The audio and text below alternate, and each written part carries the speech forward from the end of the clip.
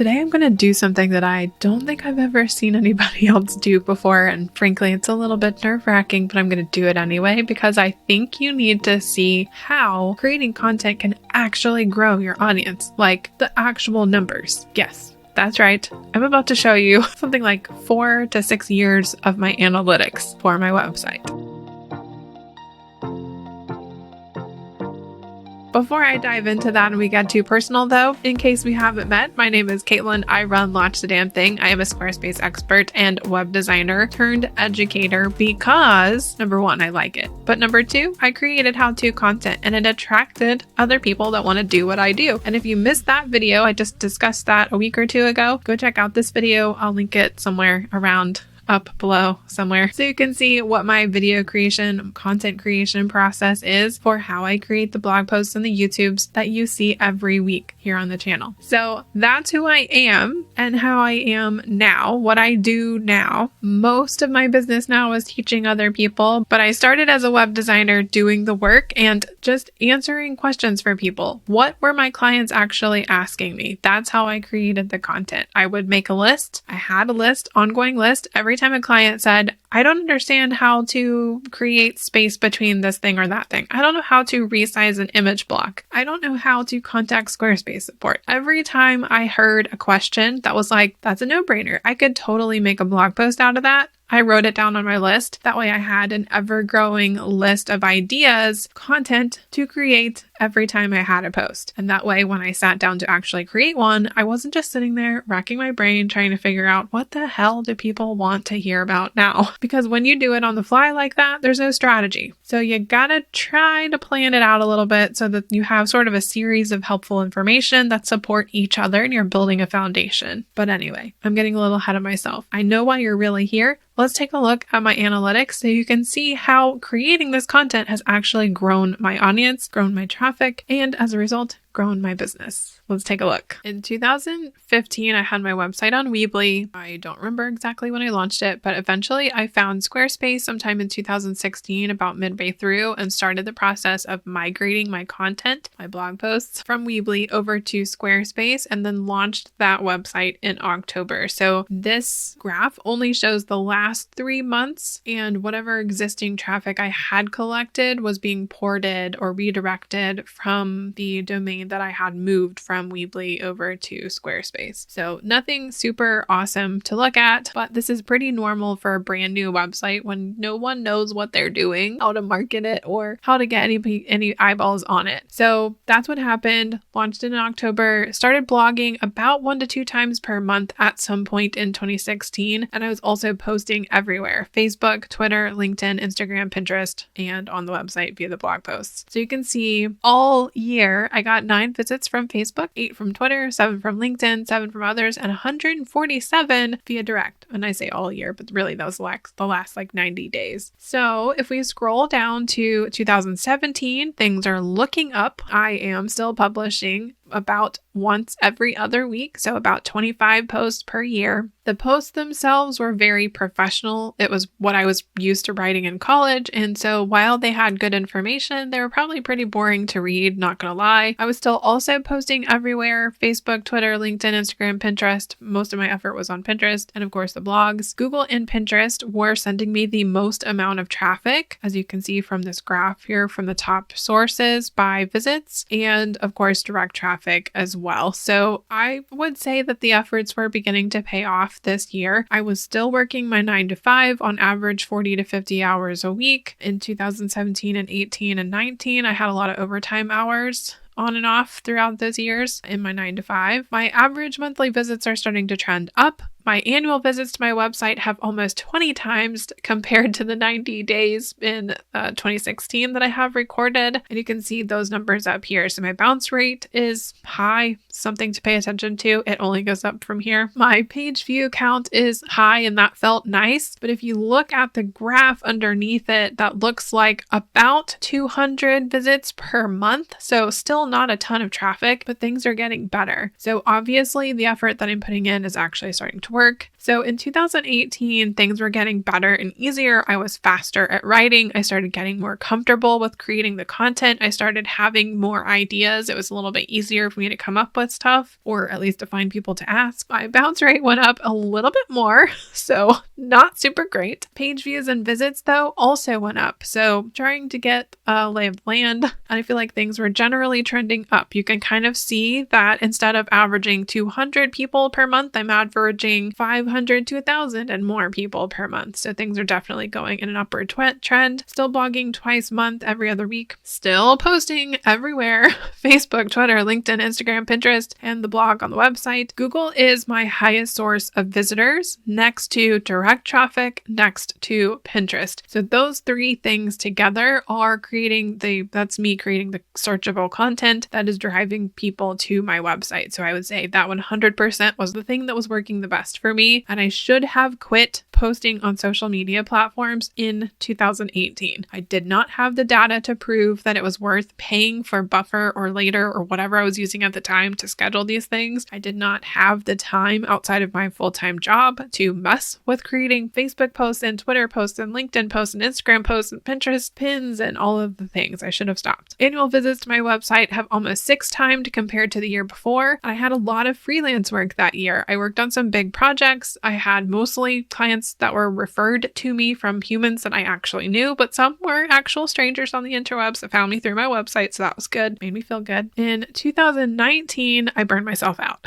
So 2018 was looking great. I did all the things. And then in 2019, I was like, oh my God, I can't. I have to take some time off, cut way back on client work. I cut way back on social media. I cut out Twitter and LinkedIn completely, pulled way back on the volume to Pinterest. I started blogging once per week at some point to kind of replace that work because I realized at this point, social media is not getting me any results, not the results that I want. So I put that effort towards blogging instead, and that actually began to pay off. Traffic dipped this year while I took kind of a lot of time off. I did not work with many clients that year. And overall, I was okay with the fact that traffic dipped because it didn't actually tank. So that made me happy. But Google Direct and Pinterest traffic was still my top 3, and Facebook and other was like, I'm surprised that it was as high as it was because I cut back on a lot of stuff that year. Bounce rate went down, page views went up. So overall, not terrible for having burned myself out. In 2020, lots of things happened. So let's first talk about live insights. In February, I took my little sister up like 1,000 miles on a road trip, took her up to Baltimore, Maryland, where she auditioned for The Voice. That was a super fun trip. So glad we went, but that was before we knew anything about COVID. By the time we came back down in March, we had been hearing whispers and it was starting to infiltrate. We started seeing the notices, we started seeing the 6-foot rules, we started seeing the masks and the testing and all of the things that came with that. And my 9-to-5's business level and their volume started going down. So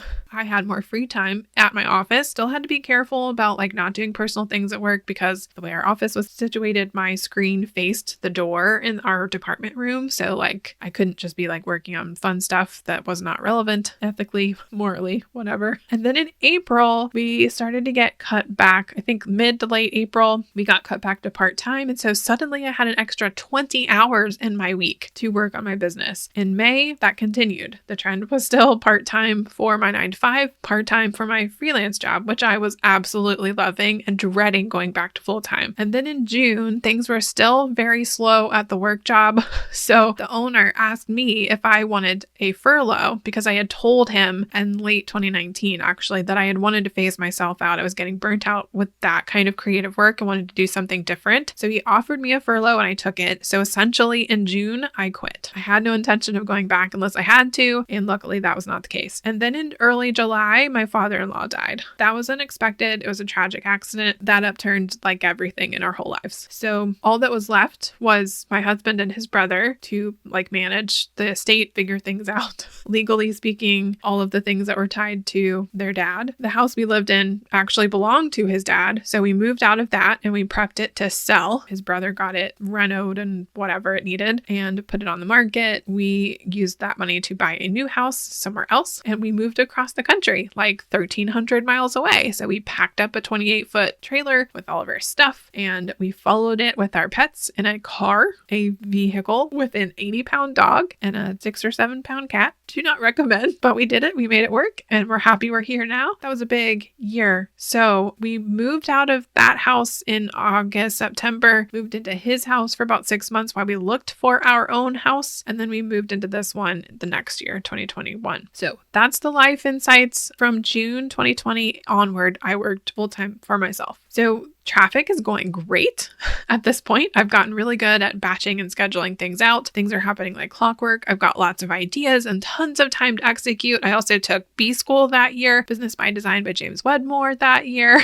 I was learning all the things, feeling all the good mindset tips and tricks and all the stuff in and out of all the sad things that we were also experiencing. It was a very strange year for a lot of reasons, but my annual visits to my website almost 3x, going up to almost 200%. I was still blogging weekly. I'd still cut back down on my social media stuff. And in August, I actually had started building a template shop. I had intentions of calling that Launch the Damn Thing. I was going to have a separate company for that. Didn't last long. I decided very quickly that I hated having 2 email lists, 2 Facebook pages, 2 Instagram pages, 2 LinkedIn's, 2 websites. Way too much for one person to manage when they really could have been one company. And then I realized I have to drop one. Which one do I want to drop? Well, the honest truth was that I enjoyed being myself and felt like I could be more myself and launch the damn thing as the face of that business than I could for Studio 1862. So I dropped that one. So basically, you can see here on the graph, when I launched the damn thing and that began to gain traffic, it took it away from Studio 1862. So I launched the damn thing, that website in October-ish. And then when I connected this Studio 1862 domain to that website, it started pulling traffic over to Launch the Damn Thing. And so eventually it petered out completely. But that was a good year. 33,000 people came from Google, 5,500 came directly, and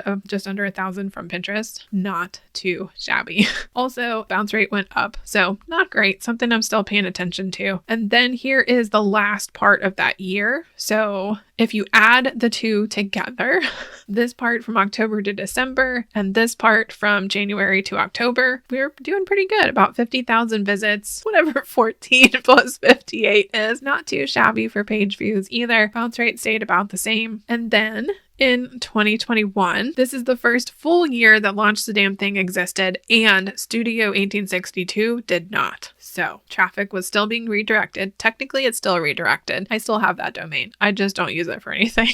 And no, you can't have it. In April 2021, that was when we moved across the country. I had planned a lot of my content to schedule while we were busy, so I didn't really see much of a dip there. And then I also had a retainer client from February to August. That was new weekly work. That was perfect for me at the times when I needed, but I could not continue that. It just wasn't financially sustainable to keep that work and continue trying to get web design work, which paid a lot better. And you can see for November, my whole monthly visits for that month was about 11,000 people. So we're talking decent traffic now. 98,000 visits for the whole year, 136,000 page views, bounce rate slowly starting to go down a little bit maybe. And at some point this year, I blogged twice weekly. When things started, I felt like maybe I could try that. It didn't last long. That's not for me. I went back to once weekly posts, have been doing once weekly posts ever since. Direct traffic had increased twice over. Google traffic increased about twice over. Social media continued to be about the same because I really wasn't putting my effort there. Annual visits went up twice about. I think the brand resonated better. It was more relatable because I was being more authentically myself. And then in fall 2021, I had my first 10K month. That had never happened any time in my adult life until this moment. And actually, I didn't realize that had happened until a month or two later when I was doing transactions in QuickBooks and was like, holy shit. So what I made in August was $10,373.34 in 31 days. I could not believe my eyeballs.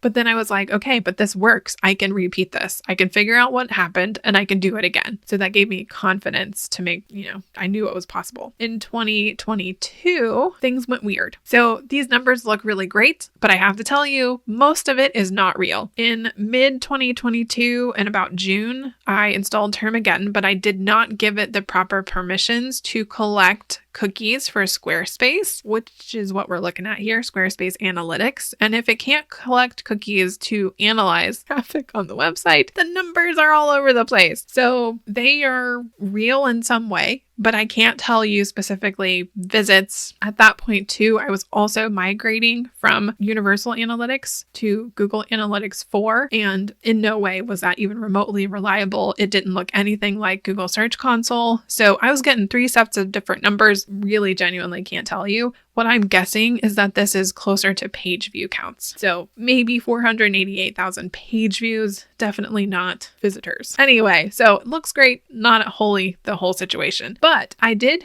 write several guest blog posts this year in 2022. And then I had several interviews on different podcasts and YouTube channels that were not mine. And so I was introduced to other audiences, which collected me new people. So that was great. So Google traffic roughly increased 2.5 times. Direct traffic increased about 17 times. Again, I don't know how real that is. And then other search engines began sending me traffic like DuckDuckGo and Bing. I have literally never tried to do anything with those. I don't know how that happened. Social media was no longer even registering on the graph, which I was totally fine with. Bounce rate skyrocketed to a near 100%. Again, I don't know how real that is because of the thing.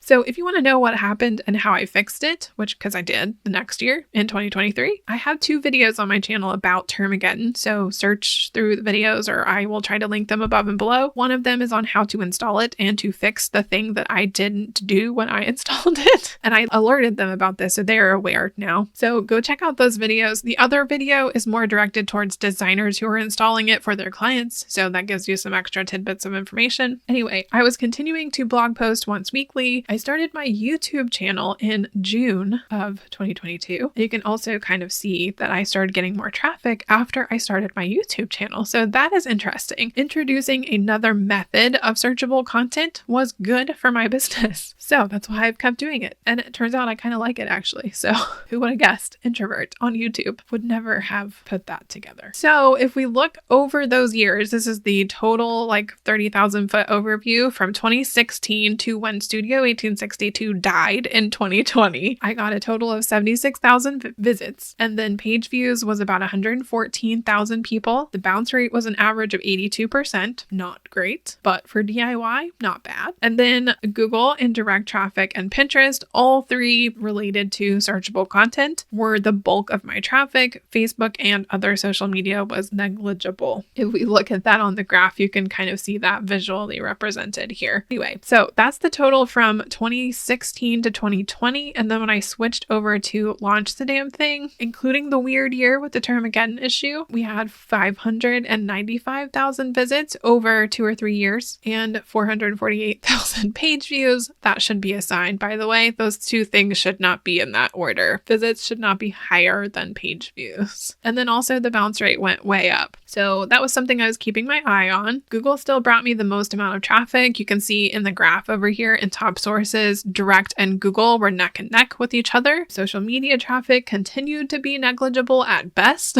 Bounce rate had gone up even higher. YouTube had started to bring me traffic. You can see that in the scheme of things right about here. And I resubmitted my sitemap to Google when I redid a bunch of stuff on my website. And I started generally the next year in 2023 working on SEO for my website by using SEO Space. So you can see how that progressed from where I started and where I ended, the upward trend. Every time I switched up something, if I started every other month, once a month posting, then migrated to twice monthly posting, then migrated to once weekly posting for a while, then switched it up to twice weekly posting, and then back down to once weekly posting, but always posting. The consistency was there, the discipline was there, the persistence was there, the frequency was there, to the best of what I could produce alongside my 9 to 5. And it paid off. The effort paid off because what I got good at at over that time was creating content that other people seem to enjoy consuming, creating content that answers questions that people are actually searching. And eventually over time, that got me all of my clients. It grew my audience, and now it has started to teach other designers. So in last week's video, I got a comment, really good question about what if you're not interested in teaching other designers? That's okay. It's totally fine. You're not going to start blogging. You're not going to start a blog or a podcast or a YouTube channel with an audience of designers. You're going to attract naturally in the beginning people that are just a couple steps behind you. So you're not going to attract the experts or the people who are more experts than you are, right? That totally makes sense, I hope. So you're only going to be able to attract the people who need the extra things that you know that they don't know yet. And for you, that's most likely the things you know that your clients don't know. So I wouldn't worry too much about who you're actually teaching, because the point is you're teaching, period, end of story. The reason why they come to you doesn't matter. So if you create content that is teaching people the answers to questions they are actually looking for, you can have this kind of progression too, just hopefully a lot faster than I did. So if you want to increase the speed, then I recommend you go to SEO Space's website. Under the resources tab on his website, there are free workshops, like I've told you before, one of which is something about how to make it go faster. How long does SEO take, and can I speed it up? There are several workshops in there around that kind of general idea, doing your keyword research, how to outrank the competition. So go check out the free workshops. Don't worry, they're pitch free. And then if you want to use SEO Space, the tool, then use my link below and your mind will be blown.